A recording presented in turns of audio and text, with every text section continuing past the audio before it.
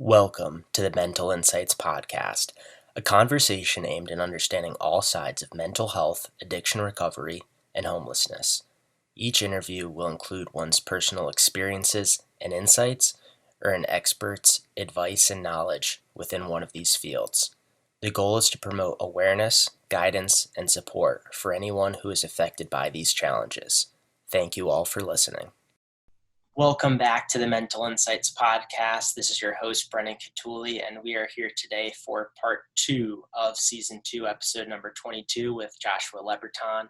In the past episode, we spoke about Josh's own struggles within mental health and how he's really been able to learn from these challenges and switch these measures into a creative outlet, which we'll be speaking about today.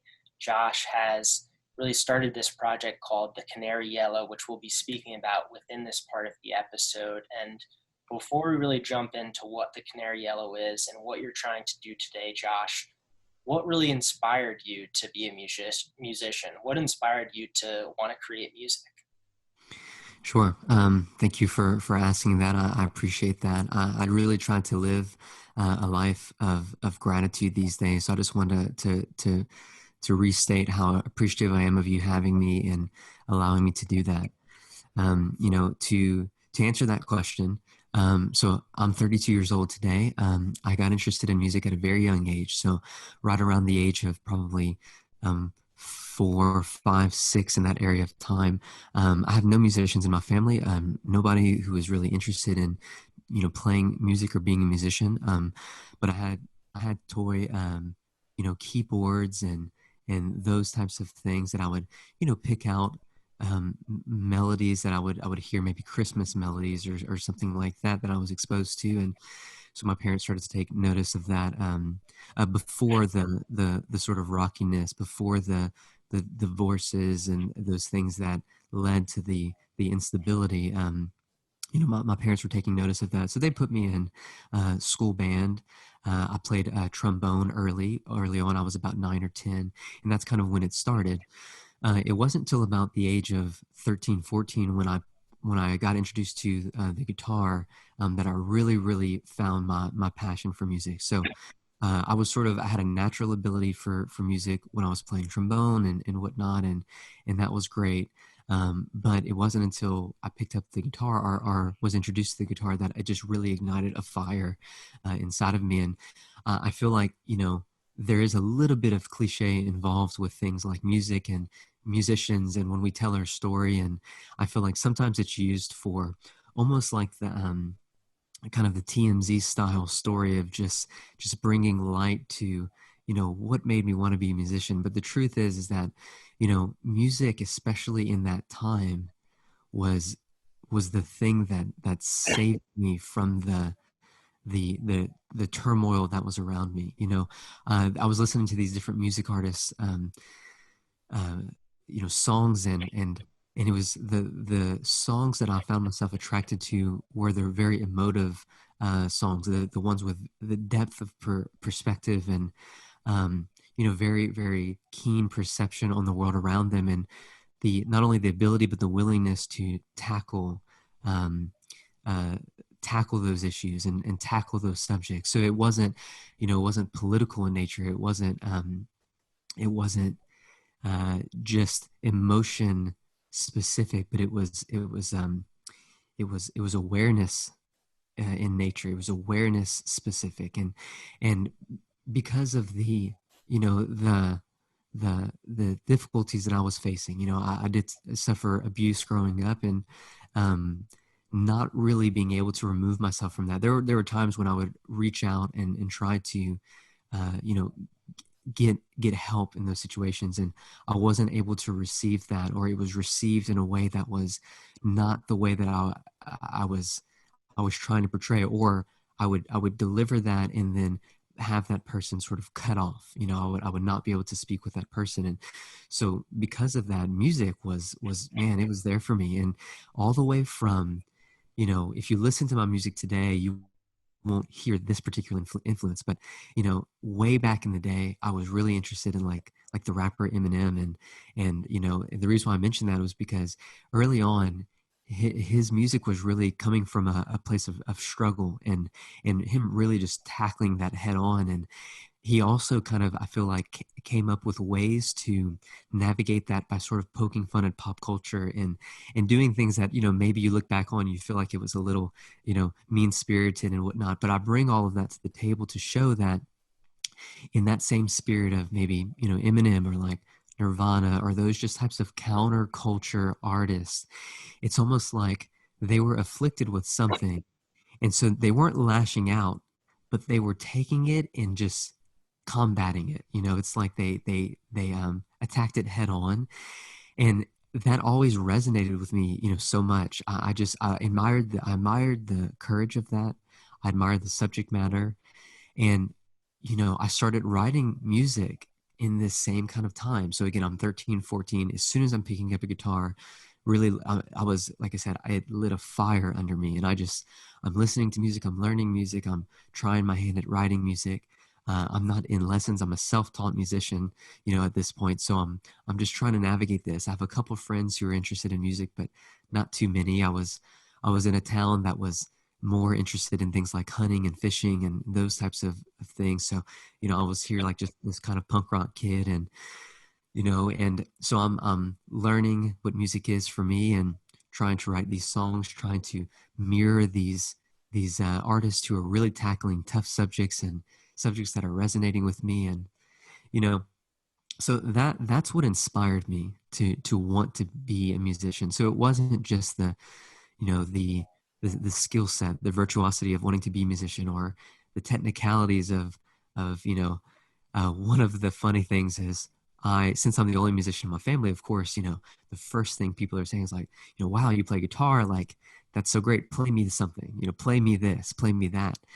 And it's like, I'm a performer at heart. I do like to perform, but I I always I always didn't appreciate the idea of being like a performance monkey, like a dancing kind of monkey. And the reason is because the way I looked at that art was, it was coming from such a place of deep solace, deep, um, really despair sometimes, that I didn't want other people to view music that way either, because that was how it was working for me. And that was how it was speaking to me. I highly respected it. I had a reverence for music in that way.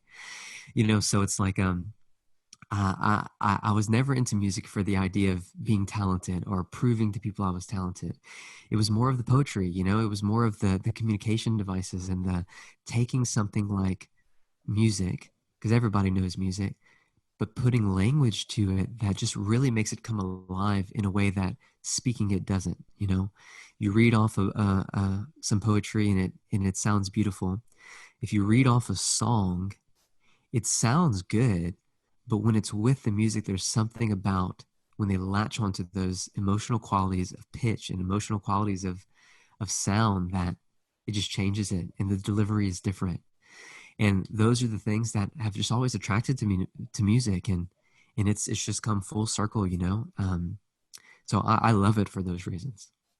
That's awesome, Josh. That's so great to hear. It certainly can be shown with the way you hold yourself as a musician and even as a person. And in doing that, you've created this project, the Canary Yellow, to not only continue your creative outlet to, be your own musician and not, as you're saying, being that dancing monkey as just covering artists. So with that, you were able to, as well try to push this message of, mental health struggles, of what you've been able to experience, which, you know, you're taking that courage within and of itself in this episode of, speaking about some of the issues that you face, but as well, you're doing that through your own music. And why don't you explain to us, what really brought about you creating the Canary Yellow, and what people can better understand, in which what this project really resonates about?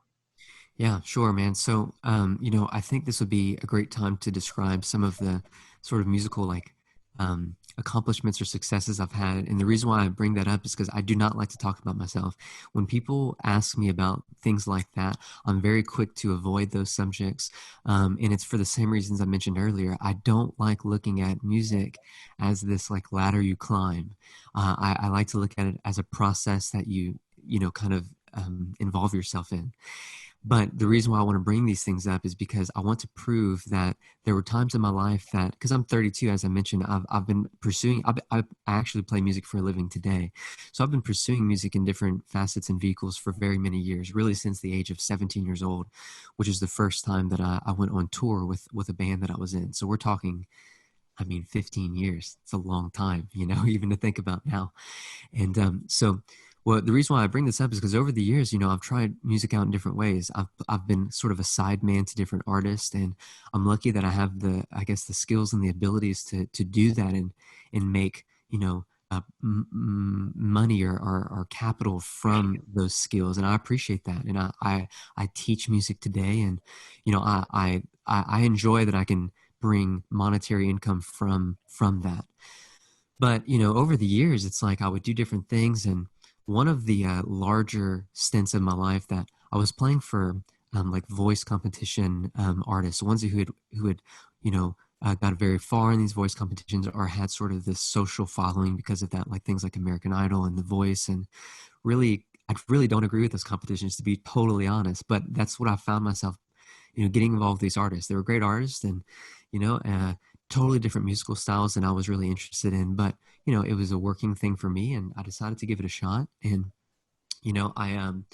I was able to do a lot of great things, open for these very large artists with these big crowds. And, you know, I'll name drop just to show the magnitude. So I was working for like an Americana artist at the time, and we were opening for country artists like Blake Shelton, Miranda Lambert, Dave Matthews Band, all these very large, impressive sounding names. So as I say it, it brings this prestige to me in some way, right? But the truth is that as I'm doing it, I hated it. I hated it. I'm doing this and I'm looking around and I'm saying, wow, this is everything like, I feel like I'm told to want, it's everything that people view as what maybe success should be. And when I'm children just yet in this time, I'm in my mid-20s, but I'm gone 6 weeks at a time, 6 weeks at a time, these touring stints. And, there's a lot of just like a lot of things, a lot of yes men, a lot of food and then downs and then ups and then downs. And there's just all these great things, all these bad things. And all the while I'm thinking like, I'm not happy at all. I'm not enjoying any of this really. I enjoy playing music.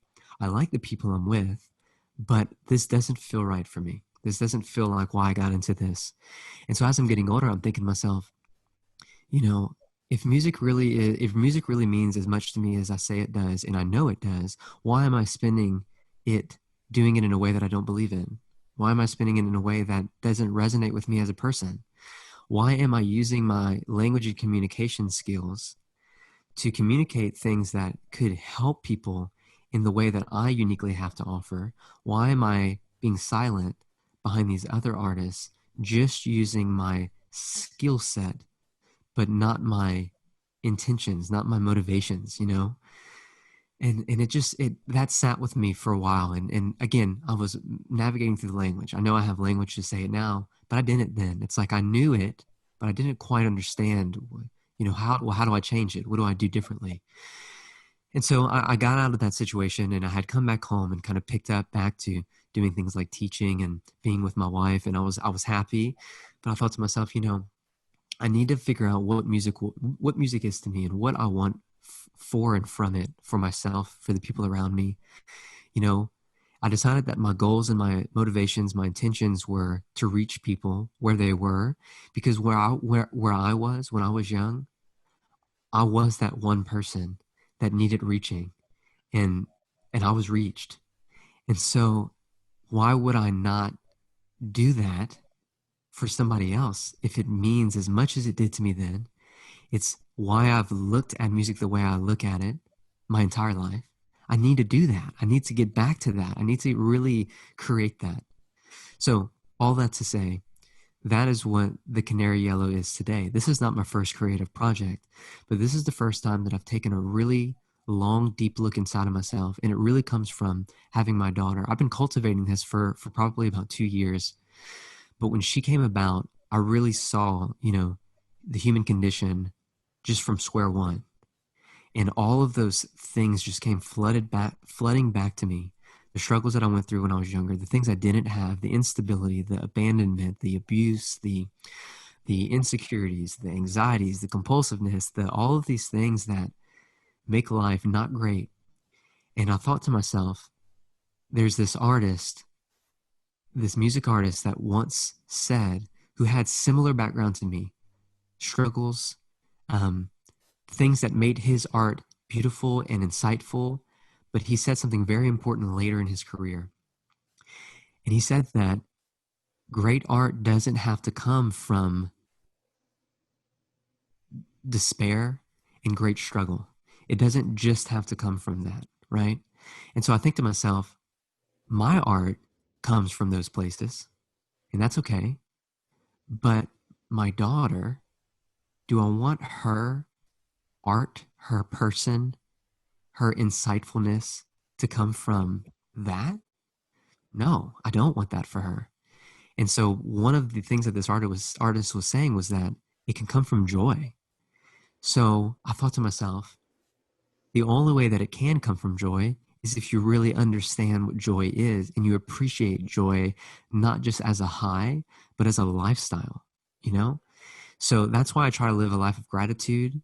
I try to pour those ideas into this music project. I try to pour these ideas into my family, into my daughter. And this music project is just a way for me to bring all of those things into the the the aspect that I am best at communicating, and that is through song, specifically where language meets music. Um, so I'm trying to pour all of that into that. I'm trying to be what music was for me for anybody else, not everyone else, but somebody else, anybody else, right? Because I was that anybody. And when I tried to reach the masses for the sake of reaching the masses, I wasn't happy. So what I decided was I need to reach people for the same reason why I was reached and the same reason why I needed to be reached. And so that is what the Canary Yellow is. And I feel like I've talked a little bit too much about it in that moment, but that is what it is for me. That's what I'm trying to do. I'm trying to be vulnerable in my art. I'm trying to bring back those experiences. I'm trying to bring the insight that I have and the the experiences that have shaped me in a negative way and make it a good thing for people. Sort of sacrifice those experiences for the betterment of people, so they don't have to go through those things. So if they are walking through them, they have companionship, and if they are not, they have insight. And those are my goals. I love to hear it, Josh. Thank you for that. You spoke a lot about how, you took this transition as being a creative outlet, as being a musician, and, starting to speak about some of these great messages that you're trying to bring about within this new creative project, the Canary Yellow. And in doing that, you spoke a lot about what kind of messages you want to convey, who you want to help. And in doing that, why don't you speak about the creative process of, creating this project, the Canary Yellow, and, how people can find the Canary Yellow and how they can support you as, you're trying to take this new and innovative way of, you know, being the musician that you want to be, conveying the way that you want to be conveyed as someone, seeking music in a different light than, as you were saying, normal musicians do. Sure. You know, the musicians and the music artists that have spoke most to me, I've tried to decipher why, and I've tried to decipher through all the different genres that have spoken to me. Like as I mentioned, you know, um, all the way back to something like Eminem, that artist that is in an entirely different genre, uh, all the way through some darker, maybe rock music or indie music or some songwriter specific music, and all through different decades of music. It's like I've thought to myself, well, what are these things for me? You know, because I have the styles that I like, I have the specific ways that I go about things, but when they have spoken to me, why? You know, why have they spoken to me? And so the process for that now is, you know, using my kind of obsessive compulsive nature, in the same way that I taught myself how to play music, um, and taught myself how to write songs and And I say taught myself, of course, I learned from hearing, but really, I'm a self taught, I guess, creative in that way. In that same way, I've taught myself how to record music, produce music, mix music, master my own music, and I've gained all of these skill sets for the sole reason of being able to bring the vision that I have deep inside of me out to others in a way that is uniquely mine, right? So historically in the music industry, there are lots of different moving parts.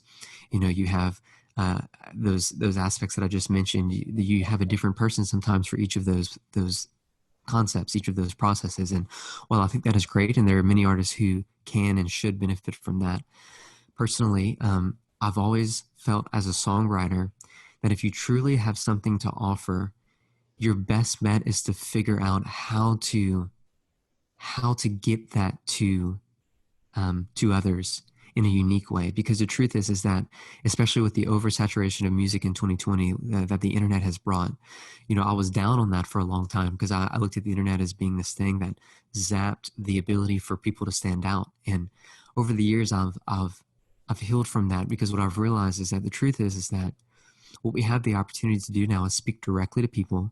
We have the opportunity to teach ourselves how to express our art directly to people. So that doesn't come, of course, that comes with challenges, and you really have to spend time learning how to do that. But the more you sharpen that skill, when people hear your music, they're going to hear it in the way that you hear it in your head, not in the way that somebody else has interpreted, that you've kind of maybe agreed to, and then somebody else hears it. So my motivations and my inspirations in that department is to really try to hone in on that and really say, this is uniquely mine.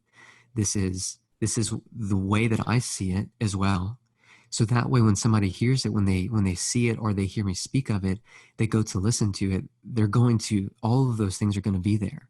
And so I feel like we're in this unique kind of place in life where people have this yearning for this yearning for excuse me, vulnerability, this yearning for not putting people on pedestals.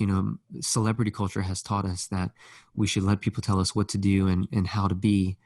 But I think we're slowly dismantling that as we see what happens when we sort of blindly follow people, or, whether it's politics or celebrity culture, or even media, or whatever, that tries to really make us be whatever it is they think we should be in order so we can follow them. And I think we're at a pivotal place in our culture today that we're yearning for the opposite of that. We're yearning for that sort of the counterculture response to that, of uniquely being yourself and really trying to figure out what you have to say. So I feel like with the Canary Yellow, that is me trying to navigate that. That is me trying to take all of those ideas and all of those motivations and say, how do I tackle that? And how can I be that for somebody who I would also like to be able to tackle that? I would ultimately want them to uh, look at and to what I'm doing as a motivation for them to do, not for them to say, okay, I love this artist and I worship this artist. Those are not my goals. My goals are for people to appreciate what I do, hopefully resonate with it so it helps them get to whatever their next stage of positive life is. And I would like to be that kind of beacon of as I mentioned, insight or companionship, for those people. So this is unfortunately not music to dance to. This is unfortunately not music to, uh, you know, I guess to not be challenged by. It is going to challenge you, but it comes from being challenged. And that is why I'm trying to pour into that, because I think we need it today. I certainly need it. And because of all of those reasons, I figure I need to contribute whatever I've got to contribute. So, Absolutely, Josh. I certainly think we need it, and it's something that I think a lot of people can resonate with. And in that, why don't you take this time just to speak about the genre, the track list, how people can support this project, and learn more about the music that you're creating today? okay. So, the easiest place to find me, everything is kind of centered there, for easy, locating, is the Canary Yellow. So just like the bird, just like the color, the Canary Yellow .carrd.co. So carrd.co. I'm also on Facebook, especially active on Instagram, uh, Twitter, YouTube, most of the social medias that you would expect to find, music artists. And my music is on Spotify. It is on Apple Music, all of the streaming sites that you might enjoy listening to music on. It's all there. And I have songs there that you're, of course, welcome to listen to any and all of them. It's all in one place for you. But really, just being interested at all is enough for me. So that is how you find me. I'm extremely grateful for anyone's interest. I'm, as I mentioned earlier, extremely grateful just for you having me here to explore that mindset. And I guess I would say to whoever is interested and seeks me out, just know that those are my motivations. And stylistically, I have my personal, I guess, creative roots are in bands like Coldplay and Radiohead, and I would say those are my really the ones that I stand on. Those are the ones that you're probably going to hear a lot of that um, in my I guess style. But it is something it is uniquely mine, and I try my best to make it uniquely mine. Um, I try to glean from messages from all music artists that have spoken to me in any way, as I mentioned, across genres, from like I mentioned, something as early as Eminem, which I really have not super a lot of interest in him as an artist these days. But again, when he spoke to me, all those same reasons are here today. So you can definitely find me at those places. I'm highly grateful for you even looking, and just know that I will continue to navigate these darknesses that I struggle with, that you may struggle with, and I will be that sort of, I guess, that empath for trying to filter it into something tangible.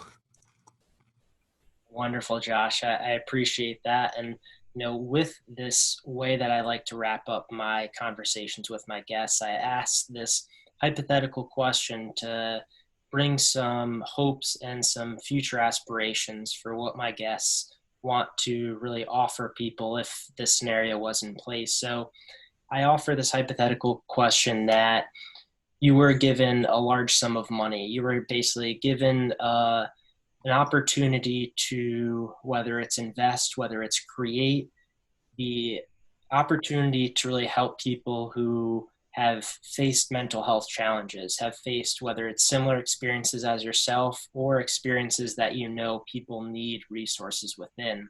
So, with this question, I want to, you know, toss this your way and see what avenues, what resources do you really think can be put in place today in order to help people really work through some of the challenges that are in place within the mental health community, and just give us a little bit of insight in terms of where you would allocate these resources in order to uplift some of the people facing these struggles today. I think that there are so many great resources for mental health, that people don't know are available.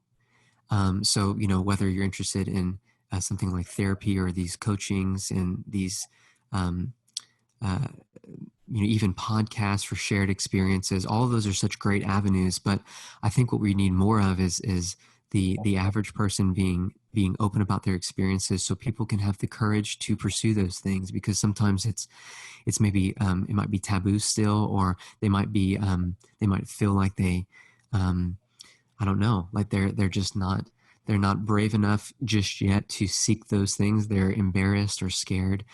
And I know that people just need to feel seen. I know that I felt those things early on. They just want to feel seen, feel heard. And so I've always felt like, if in my life I was able to accrue or generate a lot of wealth, um, I've always felt like as long as my family was taken care of, I've always been highly interested in you know sharing that wealth with others.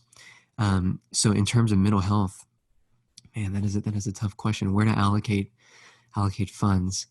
Um, Definitely any place that is not for profit. So no profiting to be seen there. Um, probably bringing awareness. So whatever vehicles that are bringing awareness to uh, things like current mental health, or people going through things that will, undoubtedly bring them to mental health challenges. I really can't think of any specific organizations. So maybe in years to come, I will have to rack my brain to help create those things. But my answer to that would be just any place that tries to search out the people that are hurting and give them platform and opportunity to share themselves before it's too late. Because sometimes those things end in bad situations. Suicide is rampant, and there's high levels of anxiety, especially in our generation. And a lot of it comes to the reaction of what came. It's a reaction to what came before us, and I think our ability to want to navigate anxiety as opposed to just stuffing it down. So we need places that bring healthy awareness to it, bring method, bring community to it. Um, so maybe I should give my money to you, because your podcast is a part of that community building aspect. And yeah, so we need more awareness, certainly more ability to feel seen, and to feel, I don't know if safe is the word, but certainly respected in those circumstances. Absolutely, Josh. I love that answer. I think what you're saying is, it's what we need. There's no real wrong answer in this question. It's where you think really the best resources can be put in place today. And as you can see, as you've said, the awareness is a big part. Trying to uplift people who may not have the availability to resources is worthwhile. It's what we need. It's why we need to continue these conversations that we have today. And you took that initiative to want to do that. So I thank you for taking this time with me today, Josh. It was a great pleasure to learn about your experiences, have people see some of the insights you were able to accrue over these challenges that you faced, and then speaking about your project, the Canary Yellow, and where people can see more about how you're trying to bring this creative outlet to what you have faced within your life. So we'll make sure that everybody can find those below in the show notes. But I just want to thank you again, Josh, for being here today. Thank you, Brendan. I really appreciate it. You're welcome, Josh. And thank you all again for listening to the Mental Insights podcast. This was season 2, episode number 22 with Joshua LeBreton. It was a pleasure having him on. You can find all the show notes below, find out where the Canary Yellow is, hear more of his music and this project that he currently created, and go follow him on all his social media platforms on YouTube, Facebook, Instagram, and go check out his music and let us know what you think and let us know what you thought of this episode. So thank you all for listening. This was your host, Brendan Cutuli. Thank you all for listening to today's episode of the Mental Insights podcast. Make sure to reach out to today's guest or myself if you need any advice, guidance, or support in your life today. Please be sure to like, subscribe, and review to this podcast so we know what you thought of this episode. I look forward to being in touch with you all in the next episode. I hope you all have a wonderful day.